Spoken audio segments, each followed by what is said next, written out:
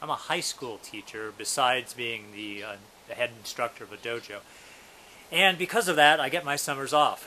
And besides all the household sort of things that I need to do during the summer, I usually pick an Aikido project to work on, something to practice, something special to practice. Last summer I was working on Boken and Jo a lot, and this summer I've decided to focus my Boken and Jo practice, and I've decided to do my Boken on a 2x4, working on balance and all the things that come with that.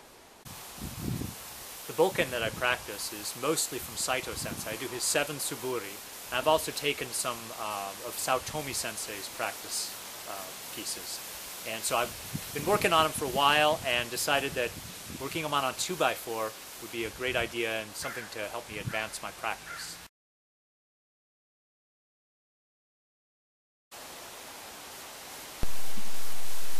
So the first thing that I noticed in doing this is that I have to keep two things going straight.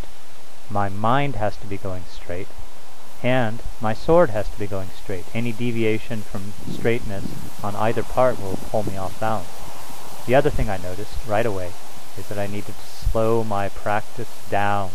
Going too fast and I just couldn't do what I wanted to do.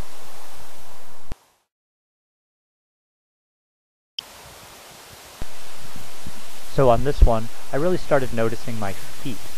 Now, since I'm moving my feet back and forth, how is my balance distributed on my feet? Is it forward? Is it back? How is it side to side?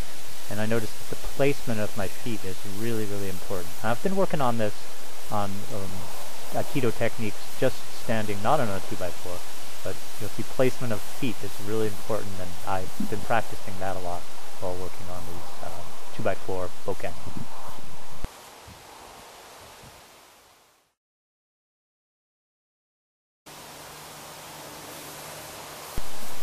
So there's a point in this Suburi where the sword is held straight over the head and there's an intake of breath.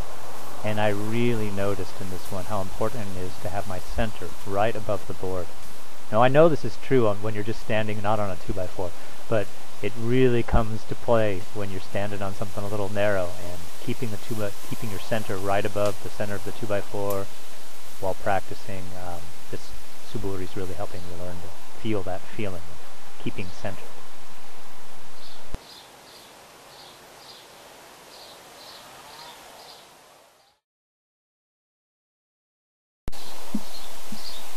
So it's in this Suburi that things really started to get tricky, and you can see I'm struggling with my balance here.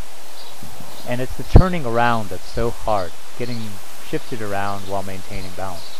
And here I really notice the importance of feet and center working together. I have to really feel the placement of my foot as I turn around, and I have to feel where my center is relative to my foot. So this whole issue of balance is coming to the fore right here.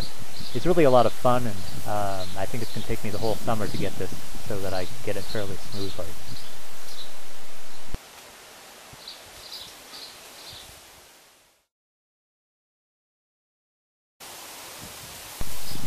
Something I noticed right away with this is that I needed to relax and just let myself fall if I was falling. The first day I did this, I tried to keep my balance. I was trying to forcibly keep my balance, and I finished and my lower back was really sore from just grabbing my balance.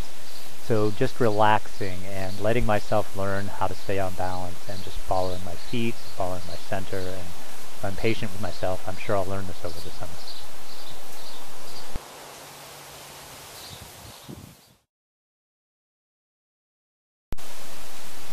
When I first thought of this as my summer project, I'd envisioned building some sort of stand for my 2x4, raising it up off the ground, and edging on toward tightrope walking. I've always admired Philippe Petit and his amazing ability to focus at that height.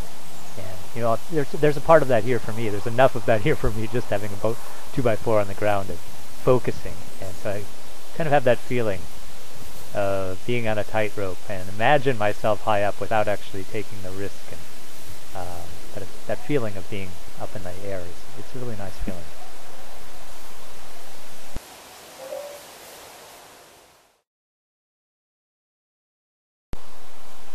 There's a marvelous scene in the movie Ip Man 2 in which Ip Man's moved to Hong Kong and he's having to face all of the various senseis in the area. And he's standing on a table, balanced on some stools, and the table's tipping, and balancing, and I have that feeling here, and I'm kind of pleased with myself because I have the feeling of that balance on something difficult. My 2x4 kind of rocks back and forth on the ground, except I'm not on a wire, so it's a nice feeling to have this kind of floating on a board feeling, like I'm up on top of a rooftop dancing around.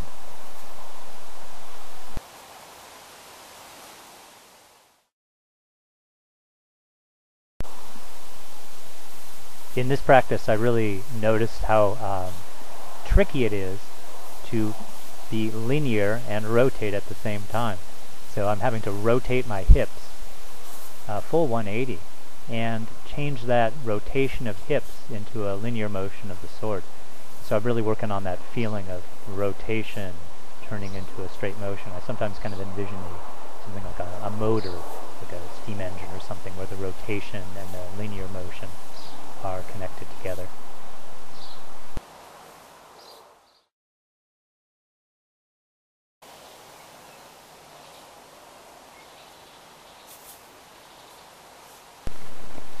In this practice of Sao Tomes, I really noticed how my posture and composure are really important. How important it is to maintain verticality and keep the center right over the board. A lot of fun to do these things. This feeling of being on a board is really improving my sense of balance and ease with just letting myself learn something. It's a good thing.